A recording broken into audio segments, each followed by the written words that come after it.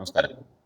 K C. Venugopal മുഖ്യമന്ത്രിയായി ഇരിക്കൂറിൽ മത്സരിക്കാൻ ഉപതെരഞ്ഞെടുപ്പ് നടന്നാൽ കെ.സി. വേണുഗോപാൽ ജയിക്കാൻ സാധ്യത കുറവാണെന്ന് KPCC പ്രസിഡന്റ് സണ്ണി ജോസഫ് AICCക്ക് റിപ്പോർട്ട് നൽകിയിരുന്നു.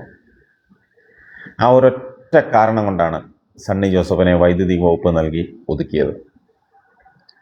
ആദ്യം റവന്യൂ വകുപ്പാണ് സണ്ണി ജോസഫിനെ നിശ്ചയിച്ചിരുന്നത്.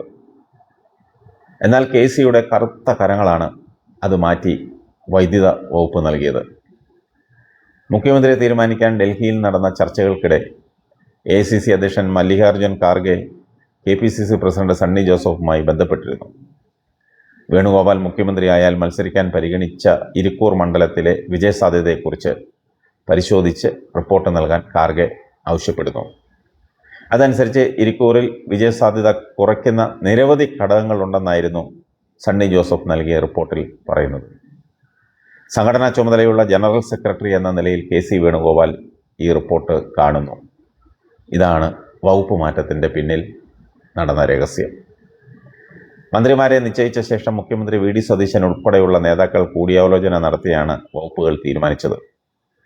സണ്ണിക്ക് റവന്യൂ വകുപ്പ് നീക്കിവെച്ചുകൊണ്ടുള്ള പട്ടിക AICC അംഗീകരിക്കുകയും ചെയ്തു.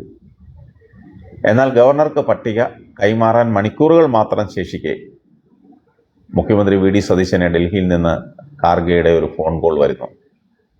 ഒറ്റ ശ്വാസത്തിൽ ഖാർഗെ പറഞ്ഞു, റവന്യൂ വകുപ്പ് AP അനിൽകുമാറിന് നൽകണം, പകരം വൈദ്യുതി വകുപ്പ് സണ്ണി ജോസഫിന് നൽകിയാൽ മതി എന്ന്.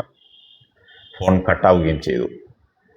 ഇതോടെ മുഖ്യമന്ത്രി സതീശൻ നിസ്സഹായനായി എന്ന് മാത്രമല്ല, അവിടെ ഇരുന്ന് ഒരു നിമിഷം വിയർത്തുപോയി. എന്ത് ചെയ്യാം, അനുസരിച്ചല്ലേ പറ്റൂ. അങ്ങനെയാണ് അവസാനം പട്ടികയിൽ മാറ്റം വരുത്തി ഗവർണർക്ക് സമർപ്പിച്ചത്. സാധാരണ KPCC പ്രസിഡന്റിന് പ്രധാനപ്പെട്ട വകുപ്പാണ് നൽകുന്നത്. അത് നൽകാതെ വർക്കിംഗ് പ്രസിഡന്റുമാരായ AP അനിൽകുമാറിനും റവന്യൂ വകുപ്പ് നൽകി. വിഷ്ണുനാഥിന് ടൂറിസവും സാംസ്കാരിക വകുപ്പും നൽകി. ഇത് കോൺഗ്രസിൽ അസ്വാരസ്യങ്ങൾ ഉണ്ടാക്കിയിട്ടുണ്ട്. ഇതൊരു ചെറിയ കാര്യമല്ല.